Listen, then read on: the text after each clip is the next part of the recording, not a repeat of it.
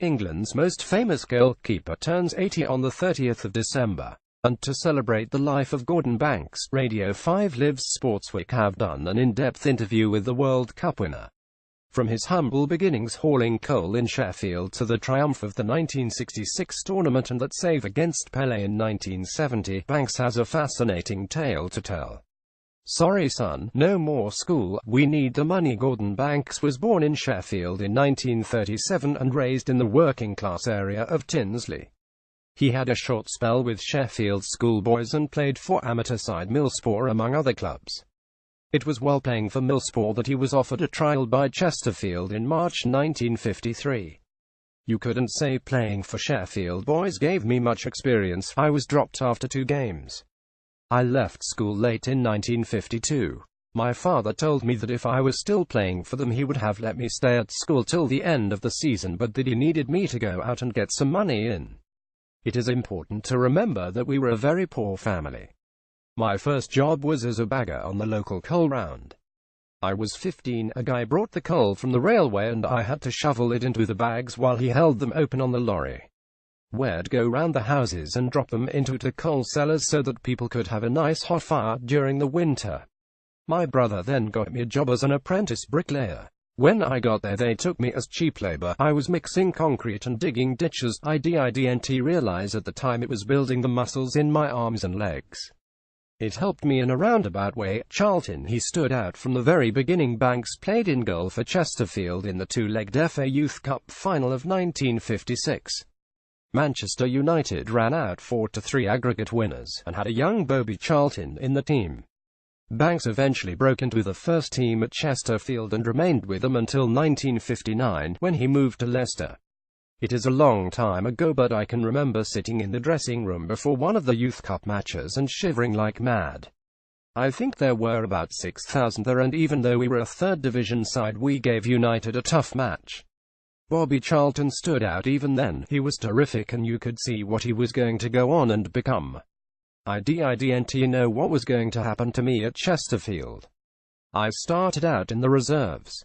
There was no training pitch in those days, and if we played 5-a-side it was on rough ground. It was not possible to dive on it. Back then my dream was just to get in the first team and play against some of the teams I read about in the paper. You did what Ramsey said, or else. As Alf Ramsey took over as England manager on the 1st of May 1963. He remained in charge for 11 years, and during that time England won the 1966 World Cup. When he took over he demanded sole control over team selection. Banks won his first England cap in a match against Scotland at Wembley on the 6th of April 1963. With Alf Ramsey you had to do exactly what he told you to do. You could not say no at all, otherwise you'd be a goner. He just wouldn't have you. He was a disciplinarian. You had to be back by an appointed time if you'd gone out, or downstairs for a meeting or breakfast on time. It was be there or get a rollicking. But Ramsey was a great manager. By the time he picked me for England I was training properly with my club, and I always made sure that I did exactly what he asked of me. He would never ever tell you the team until the morning of the match, so we would be training for 3 or 4 days before and nobody could be sure they were playing. He wanted that uncertainty in your mind, that you didn't assume you'd been picked.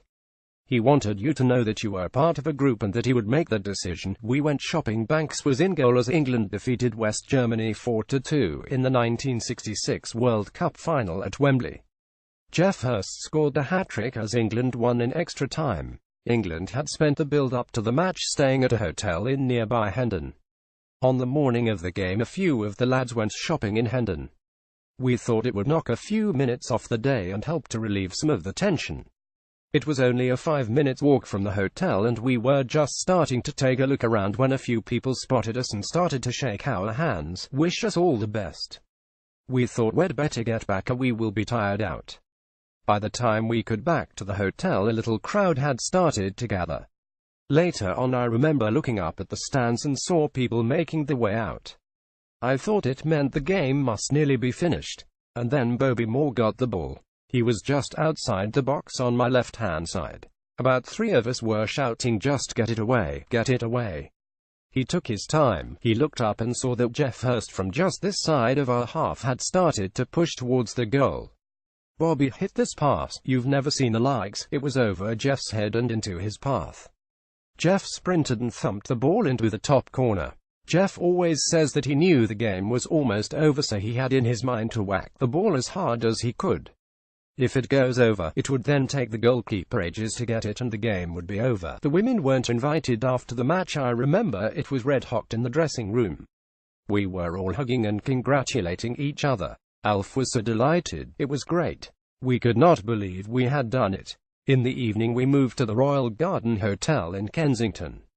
We'd not seen our wives for 3 or 4 weeks. My wife and I went to the room, had a nice hug. I said, come on then, get ready, we're going down to have dinner. She said, no I'm not, I've not been invited. I thought she was joking, but the FA had not invited the wives. We were gutted. I went down for the meal and afterwards the time was our own. A few of the lads who lived around London went out to nightclubs. We stayed at the hotel bar, had a drink and talked about what had happened. I waited, but Liverpool never came. Banks was a Leicester City player when England won in 1966, but the following year, with Peter Shilton emerging, the club decided to sell the World Cup winner. Liverpool were rumoured to be interested but would not meet the £50,000 asking price. In the end, he joined Stoke and remained there until he retired from professional football in 1973. Banks had lost the sight in his right eye after a car crash in October 1972. When Leicester put me up for sale, I saw Roger Hunt at an international match. He said, don't sign for anybody, Bill Shankly is coming for you. I thought to myself, that'll do for me. Liverpool had been a top side for a number of years. I sat and waited and the weeks went by and I thought they were supposed to be coming for me. I thought I was worth £50,000. I'd been at Leicester for 8 years and played in 5 cup finals, 2 League Cup finals, 2 FA Cup finals and a World Cup final. Eventually the manager at Leicester came up to me and said Stoke are interested and would I like to speak to them. I was about 28, I was at my peak and Leicester had put me up for sale. I honestly could not get away fast enough and play for a club that wanted me. So I signed for Stoke. That save in 1970, it was all about the band Same Land headed to Mexico in 1970 to defend the title as one of the favourites. They led West Germany 2-0 in their quarter-final tie but eventually lost 3-2. The tournament was won by Brazil, who defeated England 1-0 in a memorable group game. During it, Banks seemed to defy physics by somehow managing to save a header from Pelé, tipping it over the crossbar. He'll be remembered for that one. When we arrived in Mexico it was red hot, so whenever we trained or practiced we were wet through.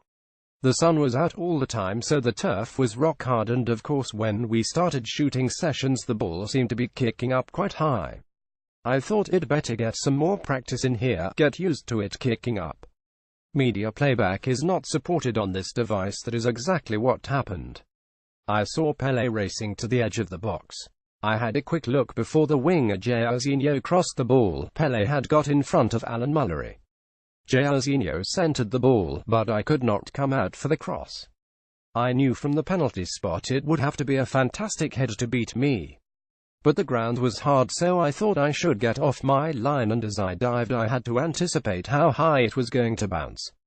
I got a hand to it. The ball actually hit the top of my hand and looked as though it was going into the top of the net. As I hit the floor I saw that the ball had missed the goal. At first I thought you lucky so-and-so, but then I realized it has been a bit special. I've met Pelé many times since and we often have a chat about it. He thought he'd scored. Piece based on an interview with Gary Richardson and edited by Paul Fletcher.